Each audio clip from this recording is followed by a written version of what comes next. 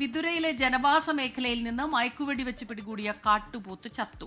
വിരണ്ടോടുന്നതിനിടെ വീണ പോത്തിന് ഗുരുതര പരിക്കേറ്റിരുന്നു. കഴിഞ്ഞ ദിവസമാണ് വനമേഖലയിൽ നിന്ന് വിതുരയിലെ ജനവാസ മേഖലയിലേക്ക് കാട്ടുപോത്ത് എത്തിയത്. അങ്ങനെ കാട്ടുപോത്തിനെ ഓടിക്കാൻ വേണ്ടിയിട്ടായിരുന്നു ഇന്ന് മയക്കുവെടി വെച്ച് ഈ കാട്ടുപോത്തിനെ പിടികൂടിയ ശേഷം പേപ്പാറ മേഖലയിൽ കാട്ടുപോത്തിനെ വിട്ടത്.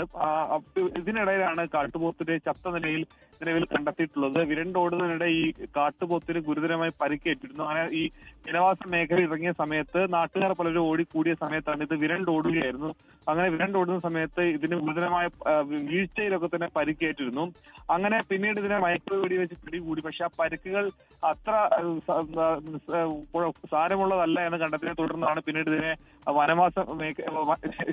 വനമേഖലയിലോട്ട് ഇതിനെ തുറന്നു വിട്ടത്. പിന്നീടാണ് ഇന്നലെ രാത്രിയോടുകൂടി തന്നെയാണ് ഇതിന് മരണം സംഭവിച്ചതെന്നാണ് മനസ്സിലാക്കുന്നത്. ഇന്ന് പുലർച്ചെയാണ് ഇതിനെ ചത്തതിലെ കണ്ടെത്തിയിട്ടുള്ളത്. നിലവിൽ പോസ്റ്റ്മോർട്ടം റിപ്പോർട്ട് ലഭിച്ച ശേഷം മാത്രമേ എന്താണ് ഇതിന്റെ മരണ കാരണം, ഈ കാട്ടുപോത്തിനെ മരണത്തിന്റെ കാരണം എന്താണെന്നുള്ള കാരണം മനസ്സിലാവുകയുള്ളൂ എന്നാണ് നിലവിൽ DFO അറിയിക്കുന്നത്.